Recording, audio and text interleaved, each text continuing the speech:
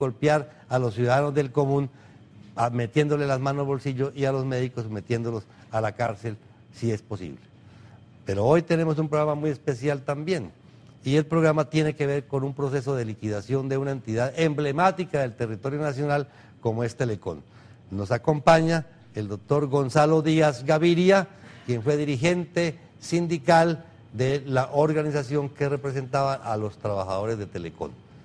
Sobre el tema de Telecom, la actual ministra de Telecomunicaciones ha venido haciendo una serie de afirmaciones en contra de los trabajadores liquidados, sacados de la empresa en forma irregular, en forma ilegal. Entonces el doctor Gonzalo nos va a explicar qué fue lo que pasó con la liquidación de Telecom y por qué tanta acusación de la señora ministra contra los trabajadores de Telecom. Buenas noches, doctor Gonzalo. Gracias, doctor Germán, doctor Carlos Ballesteros. Sí, a final del año anterior, la ministra de Comunicaciones salió por todos los medios de comunicación a señalar que había una especie de componenda entre trabajadores, jueces y abogados, toda vez que se estaban ganando algunos procesos de demandas que habían frente a la liquidación de Telecom y que lesionaba fundamentalmente régimen pensional de algunos trabajadores, que lesionaba a trabajadores que habían sido amparados con fuero sindical, y que esas demandas que venían ganándose fundamentalmente en la ciudad de Medellín, en Antioquia, en Córdoba, en Sincelejo, pero también en Tunja, en Cúcuta, iban a crear un gran desfalco para los recursos del denominado patrimonio autónomo. La ministra hizo una aseveración, textualmente dijo, se pudiera estar creando una alianza que pudiera ser delictiva entre jueces, abogados y exfuncionarios, que se inventaron un carrusel de tutelas para apoderarse de más de 100.000 millones de pesos. Ese tema de la ministra tiene una connotación muy clara, y es en primer lugar que vale la pena que los televidentes entiendan que el proceso de liquidación de Telecom fue un proceso que se hizo de la noche a la mañana. En el mes de junio del año 2003 se militarizaron todas las instalaciones de Telecom. Primer gobierno de Uribe, ¿no? Primer gobierno de Uribe, se lanzaron los trabajadores a la calle y después de militarizadas las instalaciones se procedió a la liquidación de la empresa. ¿Qué originó esto? Pues originó que habían trabajadores que tenían ya cumplidos, unos su tiempo de pensión, otros lo cumplían próximamente, habían también trabajadores amparados en fuero sindical, y esas situaciones no fueron respetadas por el gobierno nacional, quien, como siempre, miente un poco al país, en el sentido que dijo que Telecom se liquidaría, pero se respetarían todos y cada uno de los derechos y garantías de los trabajadores, y esto fue lo que no ocurrió, y de ahí se ha desprendido una serie de demandas, algunas a favor de los trabajadores, que es lo que tiene preocupada a la ministra. Doctor Ballesteros, usted que está cerca de todos estos procesos de liquidatorios, en el caso concreto de Telecom, el doctor Gonzalo dice que el gobierno actuó a la brava.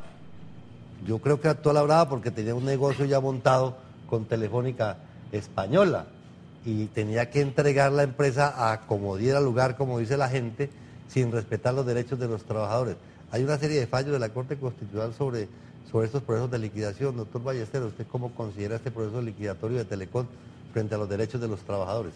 Bueno, buenas noches a todas, a todos, Germán, Gonzalo. A ver, yo pienso que este tema es muy importante generalizarlo de alguna manera, porque efectivamente un gobierno como el gobierno actual utiliza una serie de mecanismos aparentemente legales, pero que de alguna forma violentan muchos principios constitucionales. Yo creo que en el caso de Telecom están en juego varios temas. Uno de ellos es el tema de la soberanía nacional, pero además están en juego unos derechos que algunos queremos que sean verdaderamente fundamentales, como es el derecho al trabajo en condiciones dignas y un derecho sumamente importante, el derecho de asociación sindical. Porque la realidad es que a través de estos procesos, que muchas veces constituyen unas simulaciones de liquidación, unas verdaderas sustituciones patronales, a través de estos mecanismos se desconocen y violentan derechos de las organizaciones sindicales, de los trabajadores y el derecho a una pensión justa. Yo pienso que Telecom es una muestra de ello.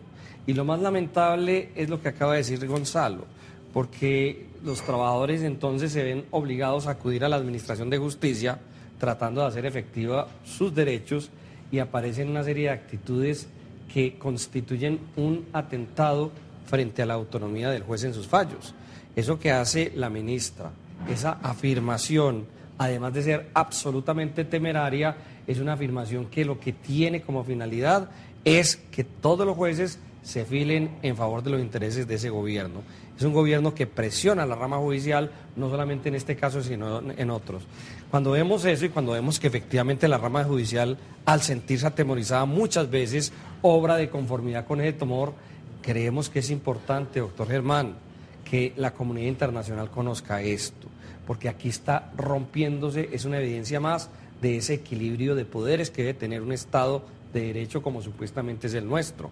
Pero vemos que el gobierno, cuando hay una decisión judicial que no le gusta, inmediatamente asume actitudes de presión ilegítima. Y este caso de Telecom es una muestra clarísima de esa actitud. Es una de las tantas muestras que hay sobre el particular.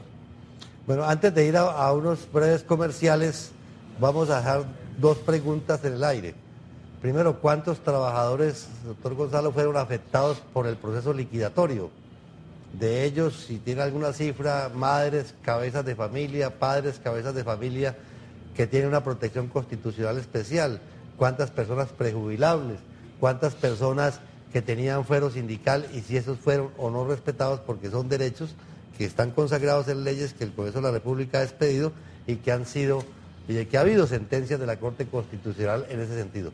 Vamos entonces